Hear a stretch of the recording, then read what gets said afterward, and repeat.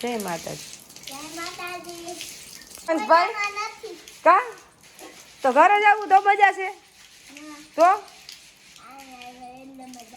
તો તું કેશો મજામાં નથી. અને આપણે અત્યારે 8 વાગ્યામાં અહીંયા પાણી આવી જાય એટલે બધા ટાંકા સલી ગયા. ઉપરનો સલી ગયો, ઉપર એ મોટર વગરનું પાણી ચડી જાય. અને ભાઈને નાવામાં ફૂલ પાણી. કઈ નદીનું નામ લેવડાવે? હા પછી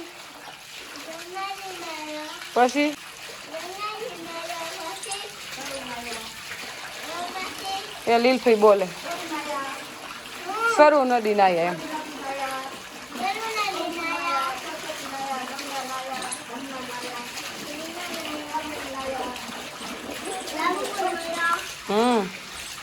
ડામો કોણ તો નાવું જ પડે ગમે ત્યાં નાઈ આવી તો કા દેવાંશ લમાં દેવાંશ પેલા જ નાઈ લીધું ડામો.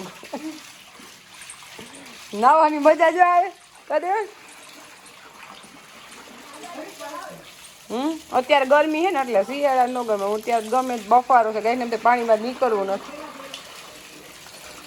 પાણી છે ચોખ્ખું પાણી છે. હાલ આમ જો તાજું નીર જેવું પાણી છે. આપણે આ જ પાણી પીશી ને પી તોય કઈ વાંધો નથી. પીવાનું જ છે એ પાણી. એનું વાસી કામ કરીને ફ્રી થયા ત્યાં અત્યારે વાગી ગયા 10. એટલે હવે કામ મારી મમ્મી કે આપણે મગફળી હવે અહીંયા તો ઓરવનું ચાલુ થઈ ગયું એટલે વાવવાની તૈયારી છે. 2 દિવસમાં વાવેતર ચાલુ કરશે. અને આપણે આ એરિયામાં એવી સિસ્ટમ કે મગફળીનું બી બેરલ ભરી લે નકર અહીં લે નહીં. વેરાવળનો દરિયો નજીક રહ્યો ને એટલે ખારીપુર એટલે એના હિસાબે બી બગડી જાય. એટલે પણ અહીંયા આ એરિયામાં બધા આવી રીતના સ્ટોરેજ કરે બીનું. વિનુ કાકા આવ્યા છે, પછી લીલફુઈ છે, હું છું. અમે બધાયથી છે ને બેરલ હમણાં ઊંધિયું પાડશું અને બી કાઢશું ને આમાંથી બી એવા ને એવા નીકળશે. ઉભા રહ્યો હું આવું કે નહીં જરૂર પડે. વિનુ કાકા હોય અહીંયા કોઈ જરૂર ન પડે. હા નો થાય ભાડા કાંઈ ઘટે નહીં. આમાં બગડે જ નહીં. એટલે આવા તો હજી 4.5 બેરલ ભર્યા છે આપણે. અને આપણું જ બી છે બૈડિયાનું. એટલે બગડે નહીં. આપણું બી બગડે નહીં. આપણે આ મીનાક્ષી મગફળીનું બી આપણે ભાખરોમાં ઘણાએ લીધું હતું એટલે ઈ છે. અને હું વાવ્યું એને ઉગાવો બહુ સારો આવ્યો છે. આવી રીતના બેરલ ભરીએ એટલે બી બગડે ને. અત્યારે બી લેવું પડે ત્યારે મોંઘું પડે, ત્યારે સસ્તામાં મગફળી આવી જાય. 2800 નહીં 3400 આના. હા મીનાક્ષી ના.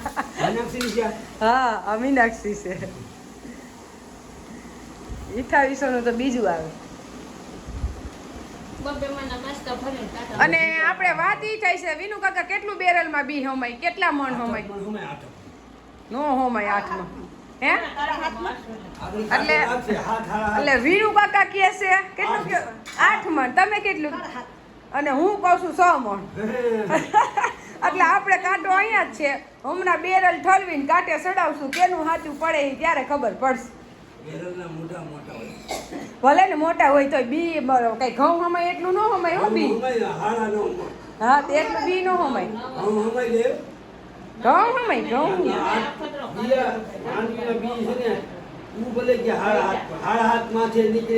બિલકુલ હા હું તો 7 કહું છું.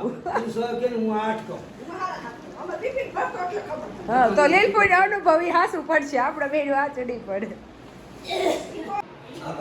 આપણે કોઈ પણ જૂનું વસ્તુ લ્યો ને આપણે એલર્જી આખું આપણે જો અને સીધું ઉપડી જાય એટલે આપણે તો આઘા હોઈએ એવા. કારણ કે ઘરે કામ કરવા વાળા છે. આપણે ખાલી બેરલ ઊંધું ઓરાવમાં ટેકો કરાવી પછી આઘું વહી જાય ત્યાં તો આખું લાલ ચોર થઈ જાય અને આમુડાય ચાલુ થઈ જાય કે આયા કેમ નવાડી આવી એમ.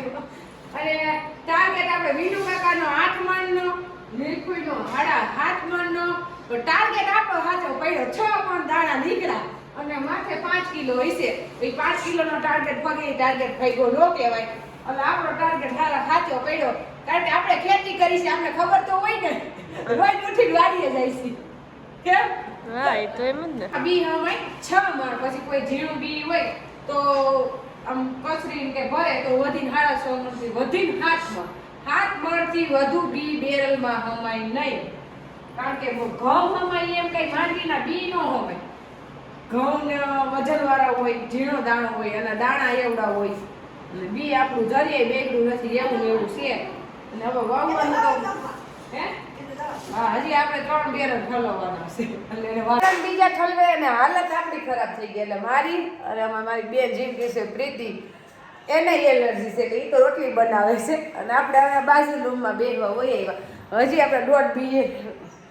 આપણે દોઢ બેરલ બી ઠલવવાનું બાકી છે. પણ હવે ટાઈમ થયો જમવાનો તો મમ્મીએ કરી લીધું જમવાનું તૈયાર. હવે જમવામાં બનાવ્યું છે અરે લીણા બટેકાનું શાક, મરચાંનો સંભારો, રસ, છાશ તો જોઈએ જ, રસ હોય જોઈએ.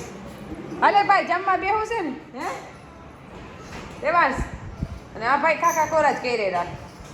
એ હાલો જમવા બેહું હાલમાં દીકત કામઢા પૂપી બેન ને લીલફી બે જ છે. કારણ કે એ બેન કઈ પ્રશ્ન નથી થાવ.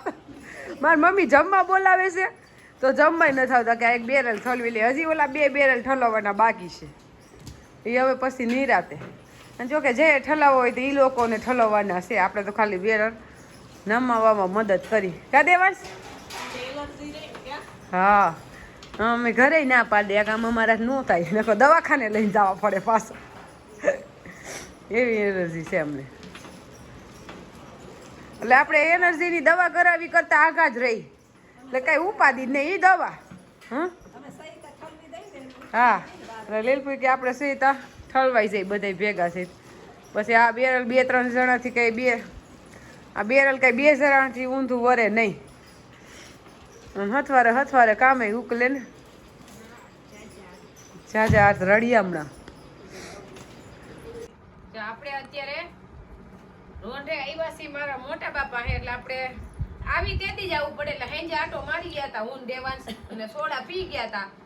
પાછા અત્યારે નિરાતે બેહવા એવા હેંજે બહુ જાજી વાર બેઠા નહોતા. અને મોટા બાપા હે આવવું જ પડે. મોટા બા વાટ જોતા હોય આપણે આવીને ત્યાં જવું પડે ને. હા એ તો આવવું પડે.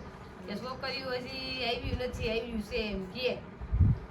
જો કે અમારે તો 2 ઘરે આવક જાવક ચાલુ જ હોય. હું બનાવ્યું છે એ ફોન થતા હોય. તમે હું બનાવ્યું એટલે ચાલુ જ હોય. મહેમાન હોય તો 2 પરિવાર ભેગો જમવામાં હોય. અને છોકરા બી ગયા છે હવે ભણવા હોસ્ટેલમાં. એમ થોડીક તકલીફ પડે. આવી એટલે ખાલું લાગે. આપણે દેવાંશે આવીને કહે છે કે મીત કેમ કે મીત વગર હોરવતું નથી એમ. કારણ કે મીત હોય ને એટલે અમે આવીને એટલે એ ન્યા જ રે, ન્યા જમે, ન્યા આખો દિવસ સાંજે હુવા જેની ઘરે આવે. બધા છોકરા ભાઈ જો સોડા પીવાનું ચાલુ થઈ ગયું પાછો સોડા પીવે છે એટલે કે મારે વીડિયામ ન થાવ. મેંગો સોડા ચાલુ થઈ ગયું. અહીંયા ઘરની દુકાન રહી ને એટલે મજા આવે. દુકાનમાં જઈને સીધો લઈ આવે જ. કા જનકભાઈ દુકાને જ. હા હજી બબલું આવું નથી ખાવું. એમ થયો છે 6:45 અને મારા મમ્મીને અહીંયા તપેલું લઈને બેસી જવાનું અને દૂધવાળા બધાય આવતા જાય અને લગવા ભૈરે જવાના. અને આપણે જો સવિતા ફઈ બાજુમાં જ રહેશે એટલે એ તો એ દૂધ લેવા આવે ને એને થોડીક વાર બેસી જાય ભાઈ ઘરે. કા હા એટલે હવે દૂધ ભરવાનું એ સિસ્ટમ. મારી મમ્મીને બેસી જવાનું. બધાય લગવા વાળા લઈ જાય ને તઈએ ઊભું થવાનું. ત્યાં લગો ઊભું નહીં થવાનું નહીં. હા બેઠ તુપી બેને સાડી હજી પહેરવાની નથી એટલે શોખ થાય છે. સાડી પહેરીને ટ્રાય કરતી હતી કેવી સાડી છે. અને હગાઈ થઈ જાય એટલે કંઈક સાડીયું ડ્રેસ ને આવવાનું ખૂટે નહીં. આ સાડી ક્યાં થઈ છે?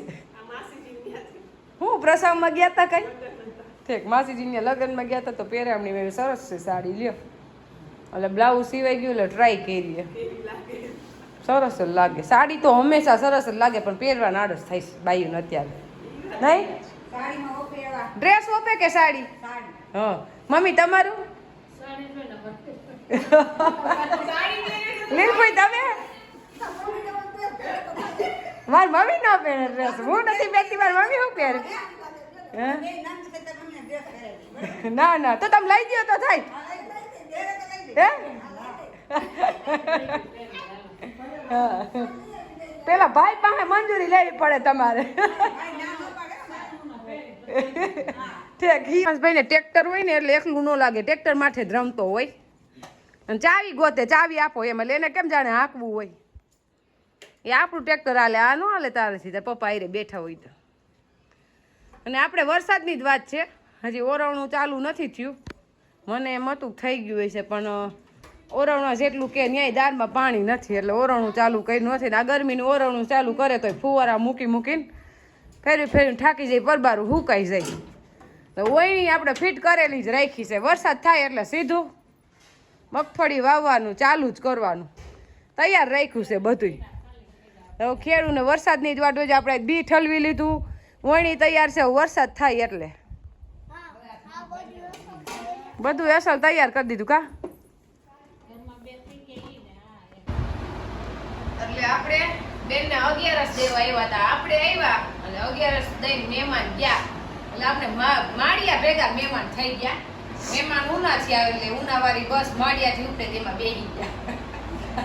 એટલે તો હગાઈ ને એને પરબ દેવા આવવું પડે, નાઈ વાઈ થવું પડે ને અહીંયા સુટકેસ કપડાની ભરાયા રાખે. એટલે બેનને હગાઈ થઈ ગઈ અને 2.5 વર્ષ થઈ ગયા એટલે કેટલા પરબ આવે, બધાય પરબ દેવા આવવાના. અને આપણી હગાઈ તો 2.5 મહિના જ રહી. એકય પરબ દેવા ધક્કો જ નથી થયો, સીધી જાન લઈને જ આવ્યા. હગાઈ કરીને ગયા એટલે હગાઈ રહી નથી. બેન ને આપણે જો કાલે 11 આવી છે, એમાં આવી છે પેર. એટલે હું અત્યારે જ જોઉં કાલ પછી ઠાઈકા કઈ જોઈ નહોતી. સરસ છે. અત્યારે સાડી પહેરવી ન હોય એટલે આજ મગોઈ એટલે સુટકેસમાં પહેરે. એટલે તારે શું કરવાનું થાય છે? નાની મન કે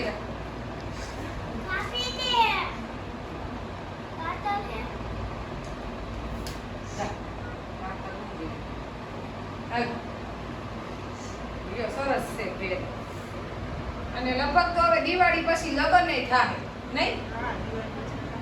હા, તમારે તૈયારી કરવી જોઈએ. અમે તૈયારી કરી દઈએ. આપણે સુરત ખરીદી કરવા જવું છે ને? તમે કરિયાવર લેવા માંડ્યા છો?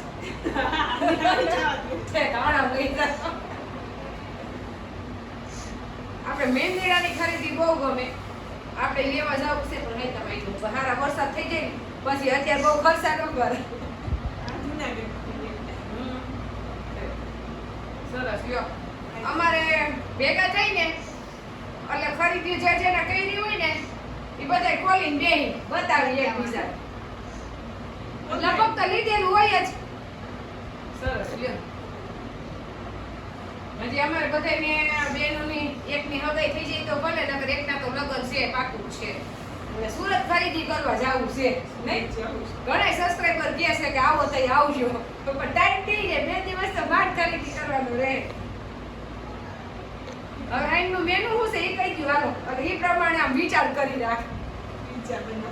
પીઝા ખવડાવશું આપણે અહીંયા એટલે નવીન જ ખાવાનું હોય. ઈ પાછી બેનું છે ને ત્યાં લગન ઉપાધિ નથી, પછી આપણે બનાવીને ખવડાવવું. પછી તમારે મમ્મી બનાવી. હા, તો પછી કઈ મમ્મી બનાવીને આપણે બેન ખાઈ તો હારા ન લાગે. આ બેનું છે ત્યાં લગન અમે રાજ કરી લઈએ. આપણે પીઝાના રોટલા શેકાવા માંડ્યા. આપણે તુપી બેન રોટલા શેકવા માંડ્યા ને બટર તો આપણું ઘરનું જ હોય. આપણે કઈ અમૂલની જરૂર હોય નહીં. અહીંયા ગાયું ને ભેહું બાંધી અને અમૂલનું થોડું પૂગે તાજે તાજું નહીં. હા, એટલે આપણે પીઝા આપણા તુપી બેન જ ખવડાવશે. અહીંયા કઈ આપણે આવીને આપણા હાથનું ખાવાનું જ નહીં, તૈયાર જ ખાવાનું. કારણ કે તૈયાર ખાઈને તો એનો સ્વાદ કંઈક અલગ જ લાગે. અને અહીં રસોડામાં ગરમી ખાઈને આપણે બનાવીને એનો સ્વાદ અલગ લાગે. હા હા, ઓછું ભાવે થોડુંક, ના વધારે ભાવે. માખણ નહીં ભાઈ. જો આપણે પીઝો બનીને થઈ ગયો તૈયાર એટલે આપણે દેવાંશભાઈને ખવડાવી દઈએ. એટલે આવી વસ્તુ નો ખવાય એ વાત સાચી, પણ ક્યારેક છોકરાઓ ખાય તો કઈ વાંધો નહીં. દેવાંશી પપ્પા તો એમ જ કે આવું કઈ ખવાય જ નહીં, પણ આપણે એવું માની ક્યારેક ખવાય. કા દેવાંશ ભાવે કે ન ભાવે? ભાવે. એટલે હવે આપણે પેલા દેવાંશને ખવડાવીએ.